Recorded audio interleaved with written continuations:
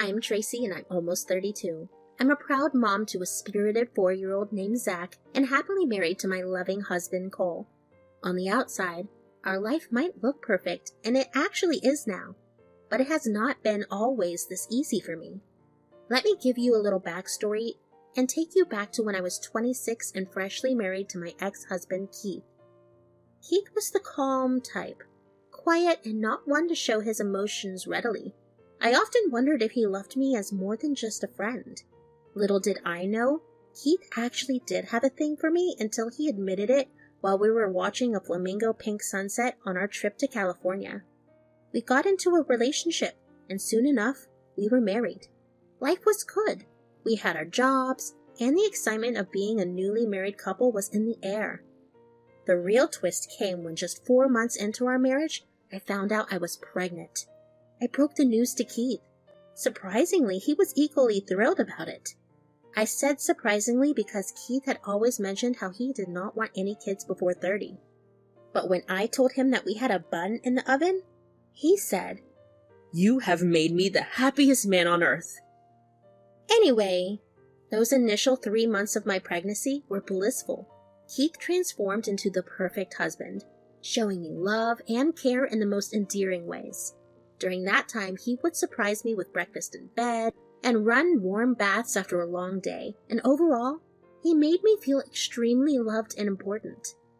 I felt blessed to have such a supportive partner by my side. However, life took an unexpected turn when I decided to let my stepsister Rose move in with us. Now let me give you a bit of context about Rose.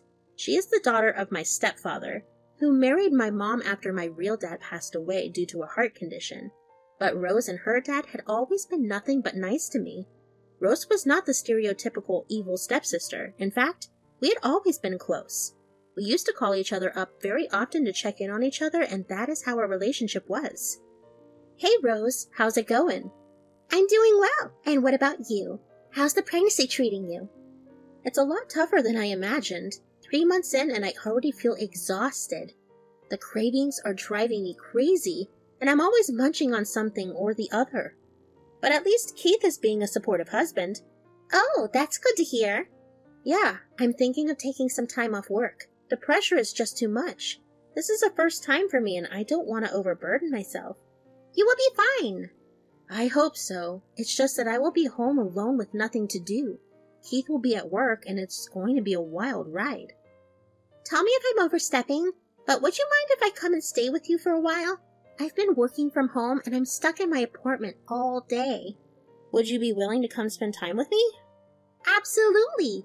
It would be like the old days, but ask Keith first if he's okay with me crashing there. No worries. I'm sure he'll love it. We have got spare rooms. I will talk to Keith and let you know.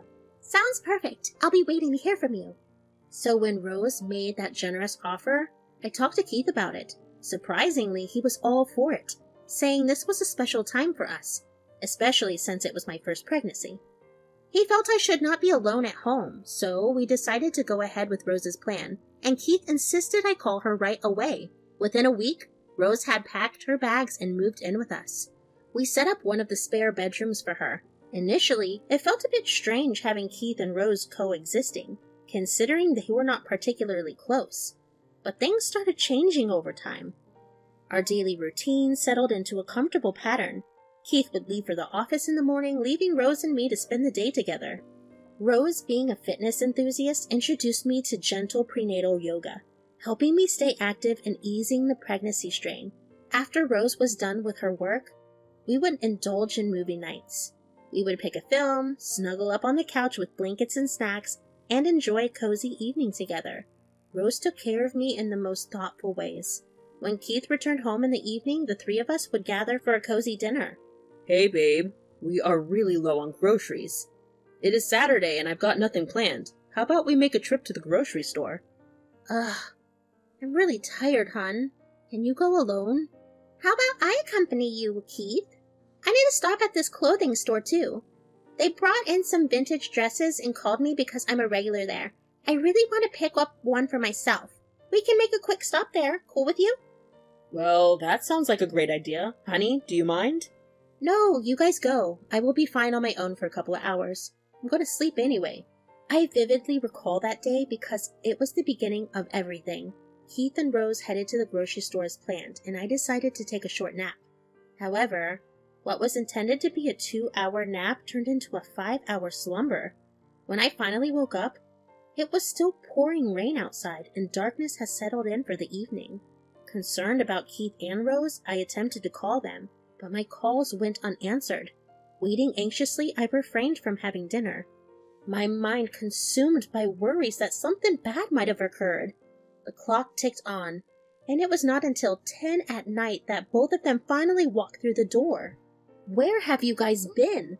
I was so worried." "Oh, we just lost track of time." "Track of time? It has been almost the whole day since you guys left. What did you even do?" "Well, we hit the grocery store, and then we went to that shop I was talking about. It took me a while to try on dresses." "I was just giving her recommendations there." "On the way back, I knew this low-key spot where they sell these absolutely loaded cheese nachos, so I thought maybe Keith and I would have them. Then we were just taking a walk in the park and talking about life. It was nothing special. I'm sorry if you got worried." "Taking a walk in the park? Wasn't it raining there?" "Oh yeah, it rained a bit, but then we took some shelter, right, Keith?" "Oh, yeah, we have had a long day." "Well, I'm really hungry. I was anxious about why you guys were not answering the phone. I will go eat now. Do you guys want something?" "No, I'm fine." "I will just go and sleep. I feel extremely tired." I could not shake off the feeling of curiosity mixed with a tinge of anger. Keith and Rose had spent an entire day together, indulging in nachos and a leisurely walk in the park. I thought maybe it was just my pregnant mind playing tricks on me, but something felt different. Rose's behavior especially seemed to change. It was like she deliberately kept a certain distance from me. Keith had always been emotionally distant, but now I started noticing small things. They would hang out late at night after I went to sleep, watching TV together on the couch. I could not join them due to my discomfort, so I opted for an early bedtime. At first, I dismissed it, thinking it was just a harmless late-night routine. However, as days passed, I observed more intimate moments between Keith and Rose. Their laughter and shared giggles became more apparent, making me feel like I was a third wheel in their relationship. Keith had never been with me like that. Back then, I was innocent. I thought it was nothing but harmless fun, but now that I look at it, there were a lot of things I had a right to be suspicious about. It had been about a month since Rose had moved in. "Hey, Tracy, honey, I was thinking Rose could stay here a bit longer. I mean, if you don't have anywhere to be, Rose." "I wouldn't mind that at all. I mean, if Tracy's fine with it." "Well, I have noticed since Rose came, Tracy, you seem more relaxed. I love that for you. Maybe you could use some more sister time together." "Absolutely, and I can help you with some chores. You are heading into your 3rd trimester soon, and I want to be there for you." "Yes, honey, I think it would be great for you." "Well, okay, yes, Rose, of course you can stay. I've been enjoying your company here." So Rose decided to stay. Sometimes I blame myself for letting this happen, for letting Rose move in with us in the first place. But maybe it happened because it was meant for me to see the true colors of both Rose and Keith. In the upcoming days, things quickly escalated. Keith and Rose would shamelessly go out without even asking me to join them. Every weekend, they would go out to have a nice time, and when I wanted to join them, they suggested it would be better for me to stay in. Rose said she would help with chores, but all she did was keep to herself, locked in the bedroom. It seemed like she did not even care about me at all, and neither did Keith. Keith would let me go to doctor's appointments alone, not bothering to accompany me. After witnessing all these signs, I knew my suspicions were right. It felt like they were intentionally excluding me, making me question everything. I felt neglected and betrayed, wondering how things had taken such a turn when Rose's arrival was initially meant to bring us closer. And then came the worst night of my life. It was late, and I had decided to go to sleep while Rose and Keith decided to stay up and watch TV. I somehow could not sleep, so I decided to join them. I walk into the living room and see no signs of them. And then I see Keith creeping out of Rose's bedroom shirtless. "Keith, I can't believe what I'm seeing right now. What are you doing in there?" "Sweetheart, things are not what they appear to be. Just hear me out." I opened the door to Rose's room and found her on the bed naked, wrapped in a bedsheet. "Oh my God, Rose! How could you betray me like this? I am your sister, for God's sake!" "Well, looks like we have been caught red-handed. Took you quite some time to catch on, sis. How could you turn back on me? You were supposed to be my support. Come on, Tracy. We're not blood relatives. Just because I was nice to you does not mean I owe you loyalty. Honestly, I have been afraid to admit it, but I don't want this life with you, Tracy. How can you say that? I'm carrying your child, for goodness sakes. How long has this been going on? Well, for a while. The thing is, it seems like I made a mistake. I married the wrong sister. Look at Rose. Young, beautiful, full of life. On the other hand, there's you. You did not even care to be a little bit more cautious, and you ended up getting knocked up. Why didn't you say something when I told you that I was pregnant? Tracy, let's face it. I made a bad choice. I forgot there are better women out there. I don't think I can handle being a father right now, especially now that I have Rose. I wish I would have met her sooner. You and this child are nothing but a burden to me. This can't be happening. After everything we've been through? Tracy, it's not about what we've been through. It's about what we need now. And what do we need, Keith? Well, a divorce. You are not good enough for me, so you better accept it. Do whatever you want with the child. I really don't care about either of you. Looks like you're interrupting us now, Tracy. No one seems to want you here. Maybe you should move out of here soon. We need some privacy for ourselves now that everything is out in the open. I could not wrap my head around this crazy mess my life had become. After that gut-wrenching night of confrontation, I spent the whole damn night bawling my eyes out alone in my room. The next morning, I hit up one of my friends and spilled all the heartbreaking details to her. She totally got what I was going through and straight up invited me to crash at her place. So there I was, crashing at my friend's house for about a week. She was a total lifesaver, helping me snag an apartment. Thank the stars Keith and I kept our money stuff separate, so at least I could make this move solo. Only my friend knew about this whole disaster. I decided to keep my mom out of it, considering her ties with Rose's dad. I needed time to process everything without adding complications to their relationship. Moving into my own apartment, I felt a mix of loneliness and determination. Keith had shown no care for me or the baby, and I contemplated various options. However, in the end, I decided to keep the baby, my ray of hope in this dark period. Finally, after battling through a tough pregnancy, I found myself in the delivery room, popping out my beautiful baby boy, Zach. Bringing him home brought a whole new level of clarity. Having Zach by my side changed my whole perspective and gave me the strength to face whatever was coming. Fast forward a year and the truth finally hit the fan as Keith and I officially got divorced. Rose and him were in a relationship. It hurt me how he did not even want to see the face of his own baby. Rose's dad, feeling all apologetic, even suggested I move in with them. But I passed on that offer. With my little dude as my main priority, I knew I could tackle life on my own terms. And then came Cole. Now Cole was not a complete stranger. He was one of Keith's old acquaintances. I was visiting a new grocery store when I ran into him. Tracy, it's been ages. Recognize me? Hey, yeah, I remember. Didn't know you and Keith had a baby. Lost touch with him for years. Is he here right now? No. Things are complicated. How so? Keith and I called it quits. He cheated on me during my pregnancy, with my stepsister. That guy, huh? Sorry to hear that. How are you holding up? It has been a struggle. I have been flying solo for about 1.5 years now. Gets pretty lonely, and Keith, he could not care less about our baby. Hearing your story, it sounds like you have been through the ringer. How about I give you my number and we plan to meet up? Life's tough, I get it. My ex dumped me 5 months ago. Even though I don't miss her after what she did, the loneliness is real. Not to make you uneasy, but I'm here for you. I would appreciate that. By the way, what's the little one's name? Zach. How about I cook for you at my place? Bring Zach along, he's a cutie. Sounds good. So there I was, cautiously dipping my toes back into the dating pool with Cole. Even though he carried a bit of my past in his presence, something about him made me give it a shot. Our dinner date turned out great, and he clicked instantly with Zach too. As we spent more time together, things got serious between us. Cole's love for Zach warmed my heart. He was not just good to me, he was amazing with Zach too. He was there for Zach as much as I was. When Zach turned 2, Cole surprised us with a small family celebration. He had gone out of his way to make it special, organizing a little party with Zach's favorite toys and inviting some family and friends. It was a beautiful moment. Within a year, our relationship progressed significantly. I decided to move into Cole's place, a decision I did not regret. Cole had a way of expressing his love that I had never experienced with Keith.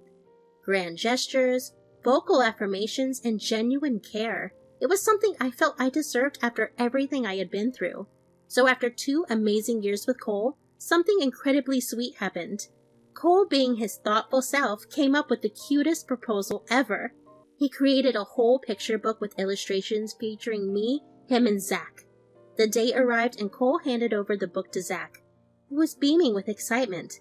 As I flipped through the pages, each one told a story of our time together. The laughter, the love, the shared moments, and then, as I reached the end, there it was. A beautiful illustration of Cole on one knee proposing to me. Tracy, you know, these past 2 years with you and Zach have been the best of my life. I have watched Zach grow, and I've seen the incredible person you are.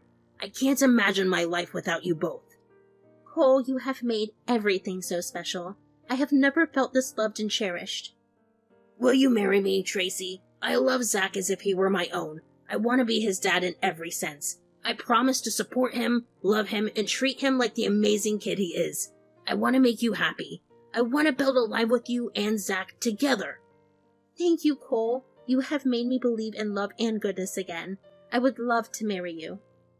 So Cole and I tied the knot about 4 months after this heartwarming proposal.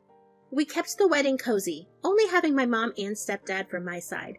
Now the tricky part was dealing with the lingering shadows of Rose and Keith. I was sure my stepdad spilled the beans to Rose and she might have shared it with Keith. At first, I was a bit anxious, but then I thought, who were they to judge me? I was not the one in the wrong here. After the wedding, Cole, Zach, and I decided to celebrate our new chapter with a trip to Tokyo. Let me tell you, it was nothing short of amazing. It felt like I was living the dream life I had always pictured. Cole brought so much joy and positivity into my life that I easily forgot about the past. No more bad days, just good vibes. Then, one day out of the blue, I received a call from my worst nightmare. Yeah, you guessed it right. It was Keith. I was reluctant to answer him at first, but I thought, screw it. Tracy, how dare you? Do you think you could get away with it? What do you mean, Keith? You're calling me after 4 years? What do you want? I have moved on with my life. Oh, and you certainly have. What did you think you could do? Just go marry another man and I would not know? I knew you would know, but I don't have a reason to be scared of you. Who is the guy? Rose told me his name. What was it, Cole? Yeah, you remember that, right? In fact, you must remember him. He used to be an old acquaintance of yours. Cole? You mean that Cole? He was my friend. What will people think? My wife left me for one of my friends? How could you do this to me? This situation is so embarrassing for me. Life's not fair, Keith. Did you forget about how you slept with my stepsister while I was pregnant with your kid? That was not very fair either, was it? It does not matter anymore. Rose and I are not exactly dating anymore. What do you mean? It's kind of an on and off situation with Rose. I don't think she's the right person. Tracy, I was already in a tough spot, and when I heard that you got married, I lost it. Why do I get to be the lonely one while you're out there getting married? Well, you reap what you sow. By the way, my son, how old is he now? He must be turning 4 this year, right? Yeah, it's funny how you're claiming to call him your son. You know what his first words were? Daddy. He calls Cole Daddy because he's the person that stepped in for him. Are you kidding me? He is my son. Your son? Thought you said you didn't care about him. I was wrong. You can't erase the past. I've moved on, and so has Zach. You're not a part of our lives anymore. Intentions don't change the consequences of your actions. We have found happiness without you. We want nothing to do with you. Goodbye, Keith. That call with Keith unexpectedly brought a sense of closure I did not know I needed. It provided a strange satisfaction to witness how things unfolded for him. Now dealing with his own struggles, I doubt he will have the audacity to interfere in our lives again. A while ago, my mom called me and shared the news that Rose had finally severed ties with him. But you know what? That does not mean I am suddenly inclined to forgive her. She was my sister, not just by blood but by heart. We grew up together, and the betrayal she dealt me was the deepest cut. I occasionally visit my mom and stepdad. I don't have any beef with him because his daughter's actions don't determine the person he is. Fortunately, I have not crossed paths with Rose yet. It's inevitable, I suppose, but honestly, who cares? I'm right here, living my best life with my husband and son. The future holds a plethora of exciting things and milestones, and I'm grateful for what I have. Gone is the woman I once was, trapped in sadness and oppression. Now, I stand tall and proud. Keith's suffering and Rose's choices no longer define me. I'm in control of my life, and I would like to call my life victorious rather than heartbreaking.